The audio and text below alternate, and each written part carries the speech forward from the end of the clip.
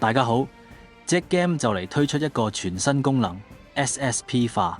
雖然官方暫時未公布詳細嘅數值加成同具體影響，但係大家都估計呢個系統將會再一次推高機體嘅戰力上限。喺更新正式落地之前，我亦都想藉住呢個機會同大家 review 一下目前版本入邊有邊10部我經常用嚟過關，甚至係不可或缺嘅開發機體。聲明翻先，今次介紹嘅全部都係可以透過開發入手嘅機體，唔包括嗰啲活動入手或者 ULT 機體。如果你資源有限，想喺 SSP 化之前做定準備，呢條片就啱晒你啦。首先講下坦克位先，高難度關卡冇坦真係好難打。第一部要介紹嘅就係重高達，呢部機防禦力高達11300左右，血量有成103000，佢自帶防禦提升10%技能，加上 I feel 可以大幅減低雷射傷害。最正係佢嘅武裝可以減對手30%攻擊力，無論係打永恆之路定係各種高難度活動，佢嘅生存能力都係頂級，絕對值得大家投資一部做主坦。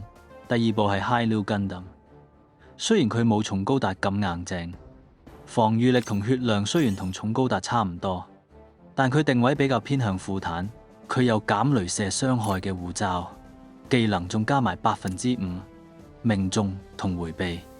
雖然佢冇裝減攻效果，只限於特殊武裝，但 Hi-Nu 最大嘅價值在於佢支 Map 炮，打5格長3格闊，清怪效率一流。如果你隊伍需要一部有輸出能力嘅坦，Hi-Nu 係不二之選。講完坦，講下輸出同支援。第三部係 Zeta Gundam，Zeta 嘅賣點係手長，佢嘅4武最遠打到6格，仲附帶減30%防禦力嘅 debuff。呢個距離令佢可以喺好安全嘅位置輸出，而且3武升進有5400 power， 以支援機嚟講係非常高。雖然佢得4格移動力係一個短板，出場率未必係最高，但喺某啲特定關卡需要遠距離破防嗰陣，佢係無可替代嘅。第四部要講嘅係2部卡碧尼，卡碧尼部機真係好用啊！特點係佢嘅浮游炮係100%命中，完全唔驚打 miss， 威力有成4320 power， 自帶20%爆擊，仲可以減對手防禦力。加上佢個被動技，對手用雷射武裝嗰陣，自己有20%減傷。無論邊一個版本嘅卡碧尼都係攻守兼備，出場率極高，絕對要練。第5部係 Wing Zero， 呢部機最大優勢係地形適性，陸、空、宇宙、水中全部都得。4武 power 上到4800，打5格，仲有30%雷射增傷效果。最緊要係佢個圓形範圍 Map 炮喺世代之塔17呢類關卡簡直係 MVP。打獨立世界觀系列關卡亦都經常用到佢。第6部平民神機 Double Z Gundam， 攻擊力11300左右，但係 SSP 化之後，佢嘅攻擊力絕對拍得住一星 UR。 4武 power 5400加10%爆擊，仲有支射程5格3格闊嘅 Map 炮。如果你係冇貨或者微貨玩家，冇可能唔升一部，清場必備。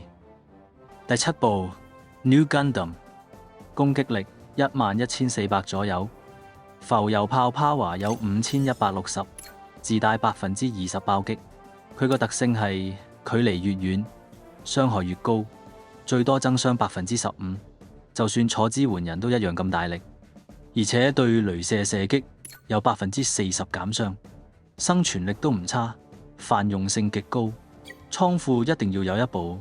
第8部攻擊型魔鬼高達，全 game 少有自帶自動回血嘅機體，13400嘅攻擊力，基本上等於一部 UR 機嘅數值，加上超大範圍 Map 炮，4武 power 5520，真係大力到不行，又打得又唔易死，非常全面。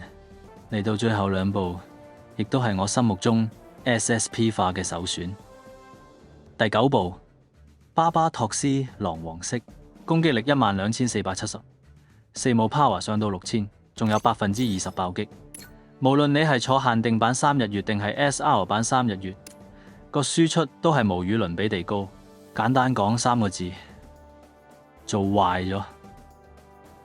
暴力美學嘅代表必連，最後第10部壓軸登場，自由高達 Freedom Gundam。